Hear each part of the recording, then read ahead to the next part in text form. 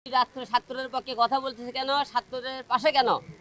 কালকে রাত্রে 11টার দিকে কালকে আমাকে হুমকি দেয়, তারা মেরে ফেলে হুমকি দেয়। আমার কল রেকর্ড আছে এবং সেই লোকের আমরা সবকিছু ঠিকানাও বের করেছি।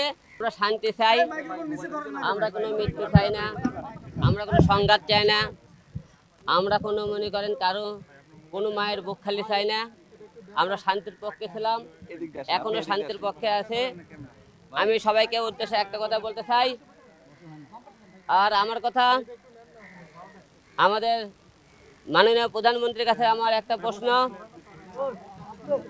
যে সারা বাংলাদেশে শয়ে শয়ে যে ছাত্র মারা গেল, এই হুকুমদাতাকে আপনারা খুঁজে বের করুন।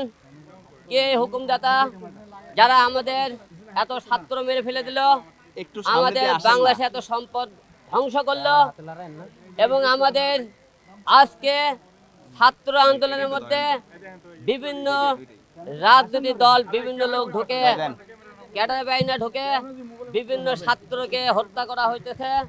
এই হত্যার আমরা বিচার চাই। এই ধরনের হত্যা আমরা চাই না, দেশের শান্তি চাই। কারণ আপনারা একটা চিন্তা ভাবনা করবেন, আমাদের বাংলাদেশে আজকে যে সম্পদকে ধ্বংস হয়েছে, এই সম্পূর্ণ আমাদের সম্পদ, আমাদের টাকা ধ্বংস হয়েছে। আজকে এগুলো ঠিক করতে আপনার পকেটের থেকে আমার পকেটের থেকে যে সম্পদ ঠিক হবে, কিন্তু আমরা এই ধ্বংস করে কি লাভ করেছে, ক্ষতি করেছে। তাই আমরা একটা কথা বলতে চাই, যে সমস্ত এখনো মাননীয় প্রধানমন্ত্রীকে একটা কথা বলবো, যে সমস্ত ছাত্রদের এখনো দাবি আছে মেনে নেন, তাদের সাথে বসুন। কারণ যত দেরি করবেন তত আপনার মায়ের বুক খালি হবে, দেশ মনিক অচল হয়ে যাবে। আমরা দেশ শান্তি চাই, শান্তির পক্ষে আছে। আমরা চাই না আর একটি মায়ের বুক খালি হোক, আর একটি গুলি কোনো ছাত্র বুকে, সাধারণ মানুষের বুকে পড়ুক, আমরা এরকম চাই না। আমরা এই লাশের খেলা বন্ধ করতে চাই, এই লাশের খেলা দেখতে চাই না। বাংলাদেশ শান্তির দেশ, শান্তিভাবে যাতে সবাই চলাফেরা করতে পারে, আমরা এরকম পরিবেশ চাই। এর বাইরে কিছু বলার কিছু নেই। সবাই ধন্যবাদ। এখন আপনারা সবাই জানেন আমরা শান্তির পক্ষে, আমরা সেখানে আমরা শান্তির পক্ষে আছি।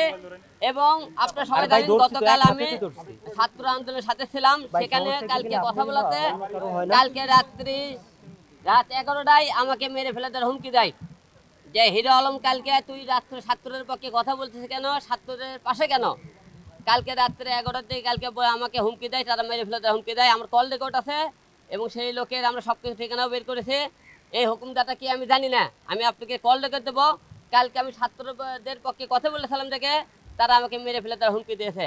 আপনারা সবাই জানেন এইরকম অনেকেই, আপনি এর আগে আমি কথা বলেছিলাম, সত্যর পথে আমাকে মেরে ফেলে দেওয়ার হুমকি দেওয়া হয়েছিল, কিন্তু মারতে পারেনি। আমার মতো এক হিরো আলম গেলে কি হবে?